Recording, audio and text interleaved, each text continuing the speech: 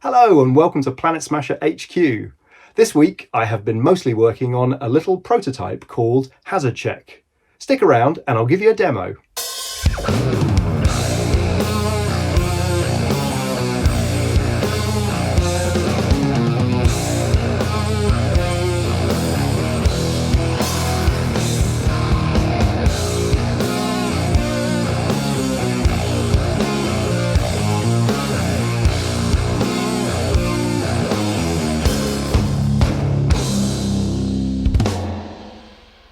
Hello, welcome to Planet Smasher HQ. I've been tinkering with a new game idea over the last couple of weeks and I wanted to show it off to you. This game is called Hazard Check and it's very much a prototype. It came out of playing a bunch of games of Lethal Company with my two brothers. Lethal Company is a video game where you and a small team of friends get dropped on a randomly generated world, searching for what you hope is randomly generated loot before randomly generated monsters kill you. And it's very funny and it's very difficult, and it caught my imagination. So I was thinking about Perilous Tales and the threat marker system that there is in Perilous Tales, and just caught wind of a funny little game idea. So I'm going to show you a game of it, and I'm also going to tell you a little bit about why I'm working on this prototype and what its use might be.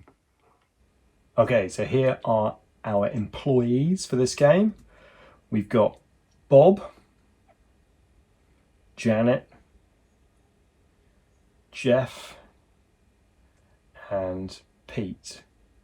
These are all Crooked Dice miniatures. I think they're henchmen. Okay, so this is Hazard Check. It's a 2x2 board and I'm going to set up the terrain randomly. I'm going to start by putting a entry-exit marker in the centre of the board, and then I'm going to start creating the terrain. I'm going to place D6 plus 1 terrain pieces. That's 5 terrain pieces. I'm going to scatter these terrain pieces from the centre, and I'm going to do that by rolling a D10, and that's going to be the direction, the pointy bit on the D10, and the number, I'm going to times it by 3, and that's going to be the direction away from this in centimetres, so 9 centimetres. And for this, because I've got these long chests, I'm going to point them in the direction of the scatter. Now, I scatter the next piece of terrain from this last one, so that's 27 centimetres. I'll go from the middle. From the middle looks about like that. So we'll go from the middle of that one, our next one. Okay, so that's going to scatter 7 times 3, 21 centimetres. That would scatter off the board, so instead we reset and we scatter instead from here.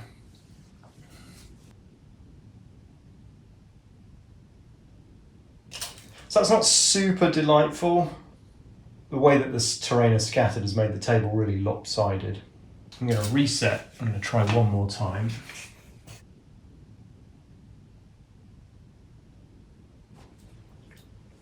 Okay, that second attempt of laying out terrain looks cooler. Need to figure out how to make that more reliable. Okay, so the next part of the setup is to spawn hazard markers in exactly the same way. So I've got 8 of them. First one, 8 times 3 is 24. It can't go within 10. It can't go within 10 centimetres, it's got to be pushed. Wow. Again, I don't love the way that that's bunched up on one side of the table. There's something wrong with my scatter algorithm. Let's try it again.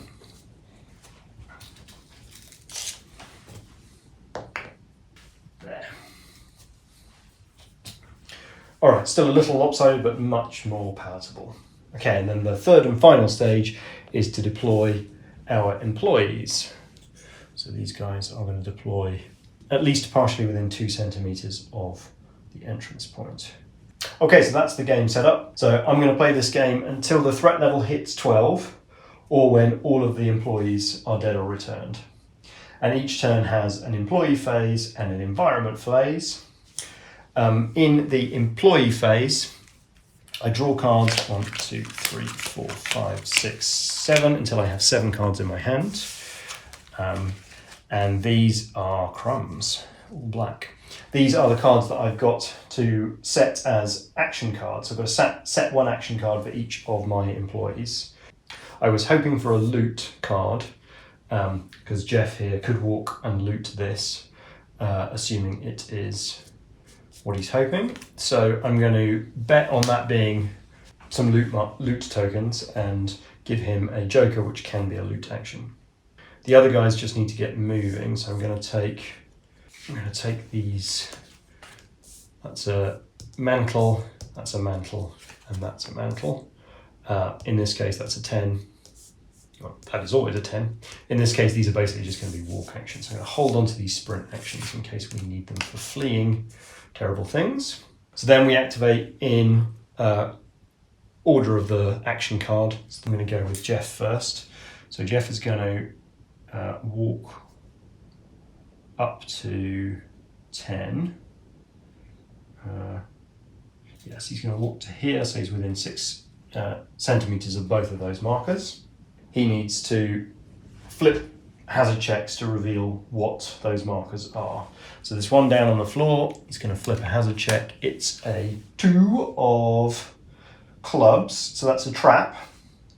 So it says if the face value of that hazard check is less than or equal to the employee's action card, which it is, the trap goes off. If the face value is even, all employees within the face value suffer 1 wound. Oh dear.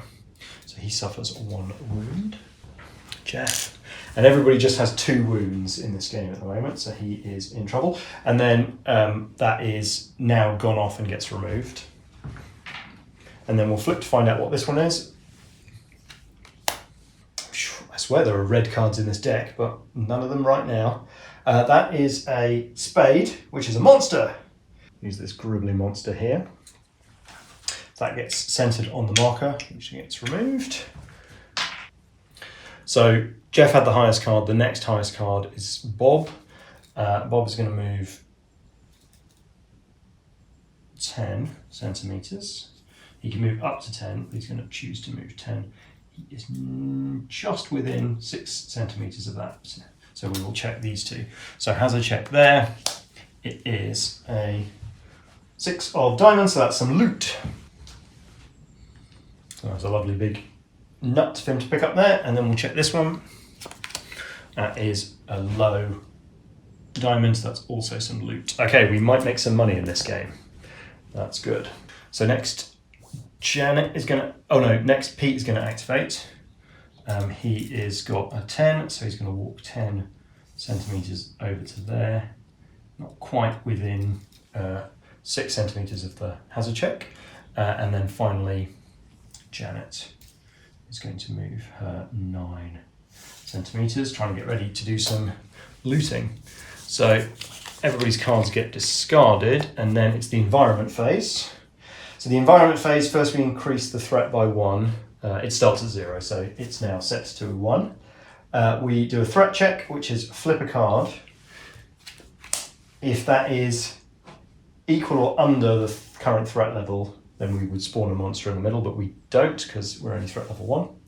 And then it is the creatures, monsters phase.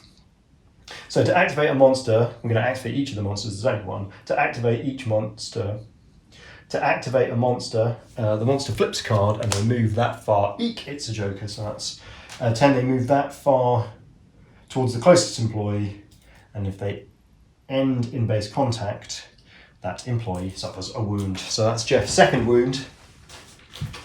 Jeff, no! So he is now dead. Now here's a prone body on the floor.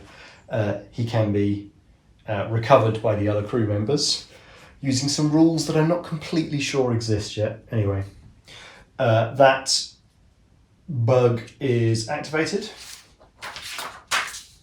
And so that's it. It's my go again. So drawing up 7. 1, 4, 5, 6, 7. Okay, so we want to do some looting. So Bob's going to do some looting, because I think he's close enough to get there. This is a sprint card, which means I have to move twice, and I don't want either Janet or Pete to accidentally run off the board, so I'm going to not play that. Janet's going to move 7. Pete's going to move 4. That's all he needs, and Jeff doesn't get to play a card. So the highest number is 7. So Janet is going to move 7. So she's in base contact with that token, ready to pick it up when she gets a looting action. Bob and Pete are both on a 4. The club outranks the diamond, so he's going to move first. He moves 4. That puts him within 6 inches. We flip it out. It is a quiet. Remove the hazard marker from play. So that was a dummy. If it's a high heart, then it moves around, but in that case, it just gets removed. So that's just pulled him out of position. We've done those 2, and then Bob is going to go 4 inches to there, and then using his loot action from the diamond, he's going to pick up that piece of loot. Okay, so everybody's acted.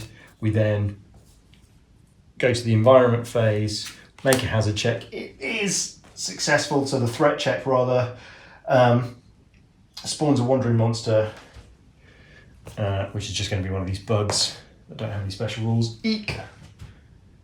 Spawns this monster. 8 times 3 is 24. Uh-oh, they started grabbing the loot, and the monster heard them. Okay, so then the monster gets to activate. It is going to go 10 inches towards the nearest, which is this guy, which is Bob. That does reach Bob. Bob suffers a wound. And then this guy at the back is going to move. Oh, they're flipping all the high numbers. It's going to move towards Bob as well, because he's the closest employee. And that is that. 7 cards, still no diamonds. I'm going to have to use this heart because I need to pull some cards out of my hand. Pete is safe enough to take the rest action right now, which will help the rest of the team. Bob is going to sprint, see if he can get back to home base. And unfortunately, I think Janet's going to have to sprint as well. Even though she'd very much like to pick up that treasure, we don't have the right card for it. So in rank order, Janet's going to go first. I'm just trying to figure out where she should go. So a sprint action, you have to flip another card, add that, and so now she's moving 14 centimeters, and she has to move exactly 14 centimeters. She could get over there, but she'd probably be at risk of being munched. She could just go and check that one. So I think she's going to head that way. And then Bob's going to sprint. He gets a 17. So he sprints 17, and that's enough to get back to home base. So he is escaped. And then we've got Pete still to play. So he's going to discard that to rest, which means I can discard any of these cards that I don't want. Aces are low in this game, so I think I probably want to get rid of all of that stuff apart from the decent sprint. Okay, so then it is the environments phase.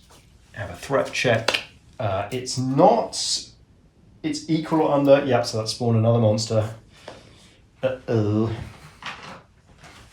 because that is, would be 3 centimeters, but it has to be at least. These guys are in trouble. Okay, so we will activate these monsters, starting with the closest. Yep, so moves there. Pete takes a wound. This one here, oh goodness me, they're very hungry monsters. Doesn't reach anyone, and this guy moving towards Janet. Like that. 2, 3, 4, 5, 6, 7. I think Janet's going to sprint. See if she can just find one more piece of treasure. One more piece of treasure would be really good. Yeah, probably the best I can do is sprint with Pete as well. So Janet goes first. She sprints on a 17. Zip. Let's find out what that is. That is a quiet. It's nothing. And then we're going to sprint with with Pete. Pete gets a 16. Flee to there. Increase the threat marker. Make a threat check. Another monster. Hungry hippos. Another space bug, 15 over there. They really weren't keen about us looting this space station. And then they will all move. That one's going to move 10. This one is going to move. Goodness me, can they flip something other than a face card, please? So that's just one centimetre.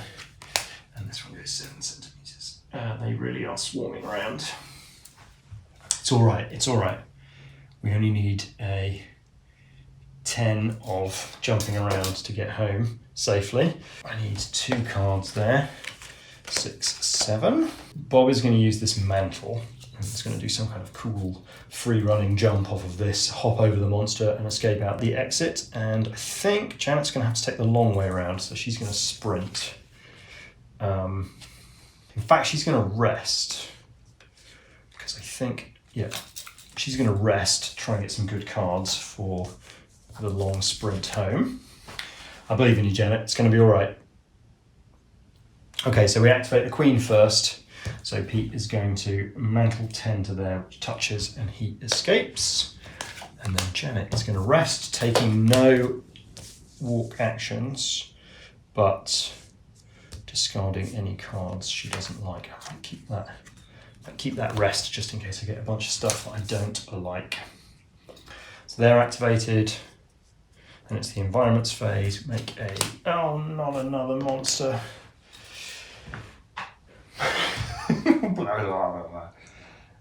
That's going to go there. Slides away, so until it can fit. Okay, this one matters. Nice, and it goes 5. And then we'll go with this one. Goes 6. Front one there. Hungry. Goes to there. Following up. And also very hungry. Can't quite get through though. Okay, so 2, 3, 4, 5, 6, 7. Okay, Janet, can you make the long ride home? I would like to sprint round here and then try and get back that way. We might need a mantle to get over the boxes. So we will sprint. That's what I'm looking for. I'm not loving these loot cards right now. But we've got a couple of sprints, which is good. So she's going to sprint 18. That's pretty good. I should go slightly over there. We will pump up the threat level 6. That is another monster.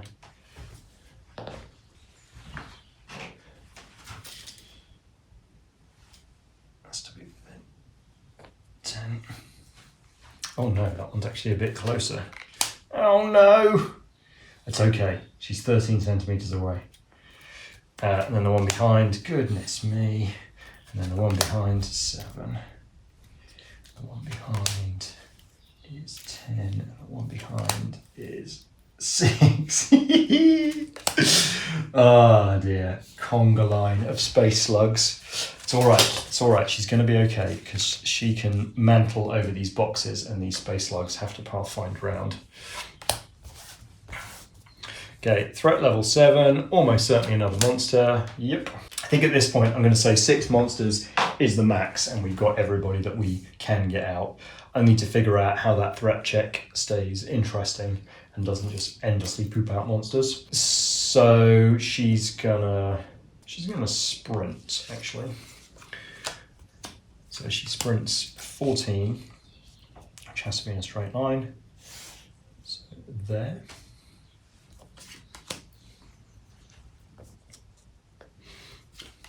That would be another failed threat check. And then these monsters 2, 8, very close on her heels.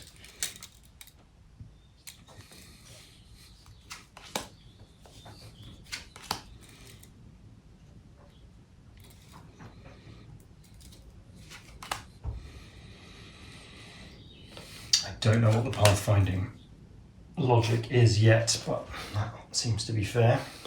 Couple more cards. Okay, sprint. So a sprint, flipping out 14 in total, and just go to there because she's still got 1 damage left.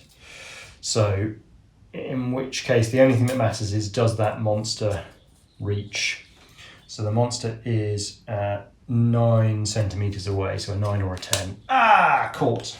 She takes a wound, and then it's my turn. I draw a card. Sure, why not? Let's play the Joker. She'll mantle on a Joker, which means she can just be placed within 10. And that is an escaped Janet. So at the end of the game, we flip a card for each loot token that we picked up, which unfortunately is only 1. And this tells us how much we made. We made 20 quid. Each unrecovered dead employee costs us 50 quid. So we haven't hit the quota. That puts us on report, which means we have to get 100 quid in the next game, or that's it, we're over. Well, this game had some of the elements that I'm looking for, in that it had some uncertainty about where the treasure was, and it had some running away from monsters in a terrified way, leading them round, which is basically kind of what I'm going for. And it had some uncertainty about whether the actions came up at the right time, so I couldn't pick that treasure up because I didn't have the right action card. That's all intentional. Is it fun? Who knows? Needs more thinking. All right, well, I hope you enjoyed that little demo of Hazard Check in its embryonic prototype form. It's got some problems straight off the bat. There are some things that, if it was to be a game, would need to be very much better, like the monster AI and the way that the game gets itself set up. But, well, and many other things as well. But let's set aside Hazard Check for a second as a standalone game and just chat about it briefly as a design activity. So working on prototypes like this is one of the ways that my brain tackles game design challenges. And it's not always obvious to me when one of these prototypes is the beginning of a game, or it's the middle part of designing a different game, and this is how I'm figuring out a particular question.